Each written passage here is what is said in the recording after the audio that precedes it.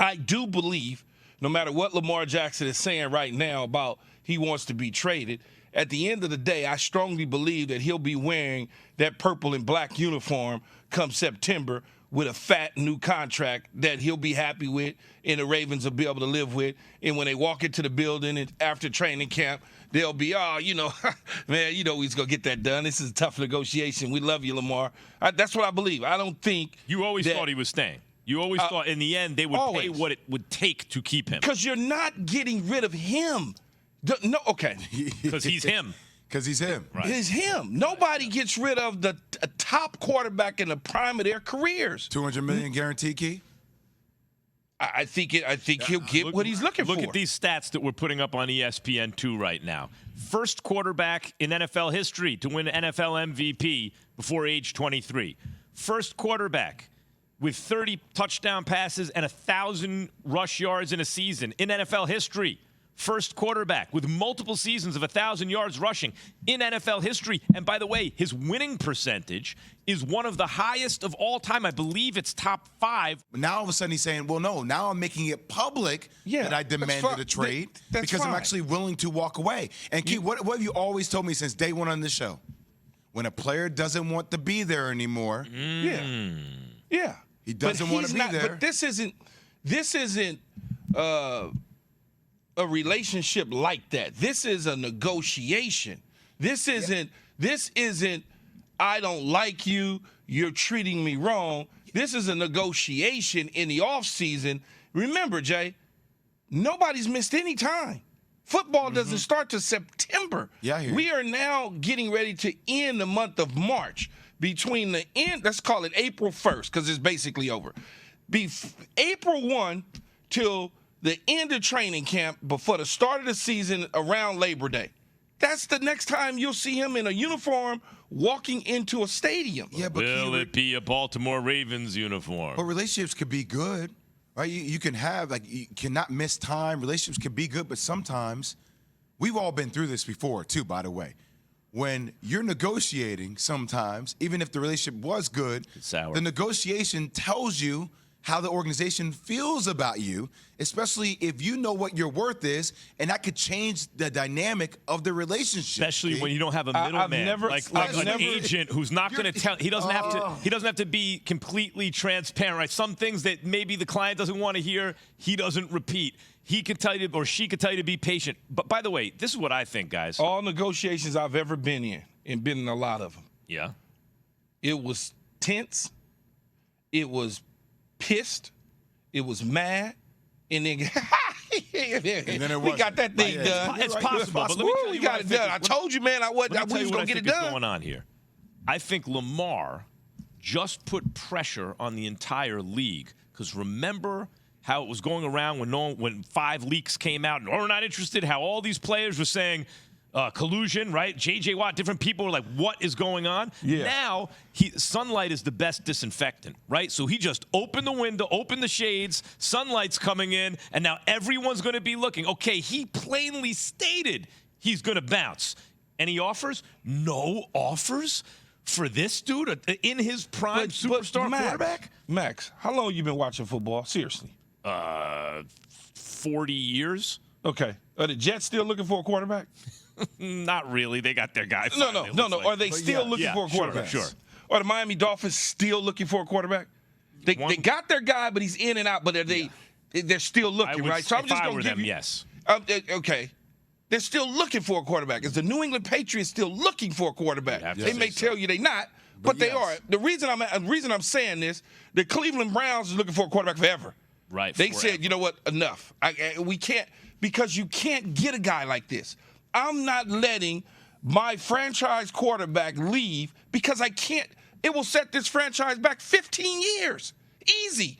Because nobody like this is coming out into the draft. And that's why the Baltimore Ravens won't let him go, is what you're saying. They're not letting him go. Right. The most generous explanation I could offer for team owners is that when Deshaun Watson hit the market and they found out everything that was going on behind the scenes, they're like, wait, why would they let this dude, superstar in his prime, go? It's never happened before, ever, in the history of the NFL at quarterback. Oh, all this off-the-field stuff, they got to get rid of him. Okay, fresh start in another market maybe, right? But with Lamar, since he's squeaky clean, right, since there is no reason to get rid of him, maybe the most generous explanation, and if it's not collusion, is they look and go, why is this dude at 26 hitting the market?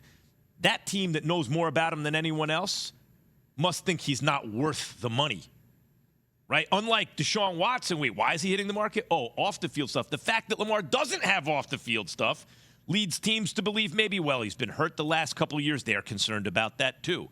Can he beat you from the pocket if he has to come from behind? They're concerned about that too. Man, all that, Max, all that's cap, though. I think all so that, too. No, all the he's been hurt, that's cap. That ain't that. Every quarterback is hurt. Right. Every So quarterback, in other words, every they're trying year to toe misses the line. time. They all do it. Russell Wilson missed time. Kyler Murray missed time. Aaron Rodgers has missed time. That's all cap. That's the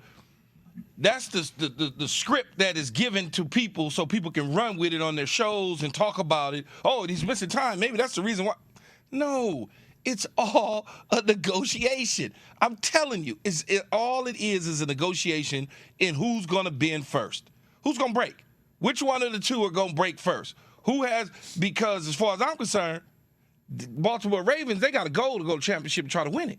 Without that dude underneath the center, Yeah, forget it. you can forget about it, Max. Yeah. It's a wrap, But Jay. that's why I said before, if you're Lamar Jackson, right, like this is a game of extremism. You have to be sitting, especially since they hit you with the non-exclusive tag, there has to be an element of you that has to be willing to say, I don't play. The Ravens will say, well, we didn't want to go that high, but we love you so much, we'll match. Or the Ravens will there's say, no poison pill that they could offer that the Ravens wouldn't match in the end. exactly. I see. Only the Ravens, look, the Ravens they've got to say to themselves, is he our quarterback of the future when that offer comes in?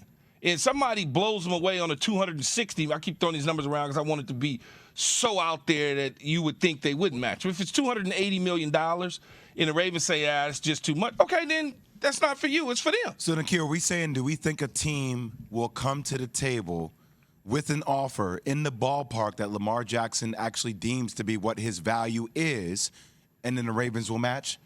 Or do we see this being an alternative in which no team really comes and gives an offer, and you're telling me inevitably Lamar Jackson is screwed and will not get anywhere close to the money? It goes back to what you're saying, But it's not being Jay. screwed, Jay, what you said originally was basically when they hit him with a non-exclusive franchise tag, they have these mechanisms in place in the league to give the team the advantage in a negotiation over the player. Yes. Quarterbacks have leveled the playing field a little bit because they have so much leverage now because the positions become so important. But here they are using the non-exclusive franchise tag to lower the amount of money, to as Key says, in the end, if they're going to match any offer anyway, so let them shop the offer. If worse come to worse, if the league someone goes nuts and makes them a crazy offer, we'll have to match That's it. my point. That's what I'm wondering. Like at the end of the day, are we going to say that Lamar is screwed? Is he going to get the number that he wants? Let's look at cap It depends on his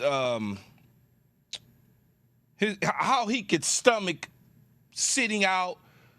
Can he withstand the stress of Yeah, no, keep going. That's what I'm trying to get to. Can he withstand the stress of sitting out, or can he withstand the stress of negotiating from now until September, the pressure points, all of those sort of things? And can the Ravens look and envision in training camp, oh my God, Huntley's our quarterback? I mean, like you got to think about all those things, because you best believe Ozzie Newsome and DeCosta, the general manager, are sitting there prior to all of this. They knew back in October that what tag they were going to place on Lamar. They knew this. So they done looked at everybody's salary cap numbers, and they understand the rules. Oh, if we put the non-exclusive tag on them, teams have to match. I mean, teams have to have salary cap space going into free agency and into the draft. So when you look at it, they say, well, what teams got the cap space? Oh, the Cincinnati Bengals will have it. Well, they got Joe Burrow and they got to do Joe's. That'll never work. Right. Oh, Chicago has it. Well, they got a young quarterback. Let's go over it, Key. Yeah. Let's go over it. Here's the cap space, all right? Here are teams with, at the moment, because this could change, but at the moment, $20 million plus of cap space. Bears had the list. They got their quarterback. They got their quarterback. 40, a little under $41 million. Yeah. Panthers, 26.5. They just traded everything to get the number one pick. They said, no, we're not in the Lamar deal. So those two are off the board. Lions are interesting because Goff has played very well, actually, and he's a good player, but he's not Lamar Jackson. They have 23. But they're not. Almost But they're not 24 million. in. That's true. But they're not into Lamar. They're happy with what they got. They don't want to surrender their picks. Boom. Here's one: the Atlanta Falcons. Atlanta said no for a variety of reasons, including the fact that people look at Lamar as Michael Vick 2 or 3.0, right? Because RG3 slipped in there for a year. But like the fact that Lamar is like Mike Vick gone right, in the sense that Michael Vick nowadays admits, I was the last one in, the first one out, took his youth for granted. That's not Lamar Jackson taking it for Max, granted. Atlanta said no. Yeah. They're out of it. The last team, Key, is the one that seems no. interesting to me, which is the Indianapolis Colts. You know, the Packers, obviously, the Packers, Jay. Packers make a lot of sense. Packers, yeah, but the Colts Packers got too. Jordan Love. If they wanted to deal, they got Aaron Rodgers. Like, no. Jim Irsay's been looking for a quarterback for a while now, and they've had older quarterbacks. Indianapolis is a feasible opportunity. Packers and Colts are the two that jump out based on what everyone's saying here. Because the Packers about to lose Aaron Rodgers. Upgrade. Yeah, but they're not going to do that. They're not going to do that, though. Packers ain't going to do that. They're going to stick with Jordan Love. So we're down to the Colts? If anything, the Colts would be interesting. It makes sense. But I don't even think the Colts would do it just because it doesn't feel right. Let me give you some teams with less than $10 million in cap space. Niners are underwater.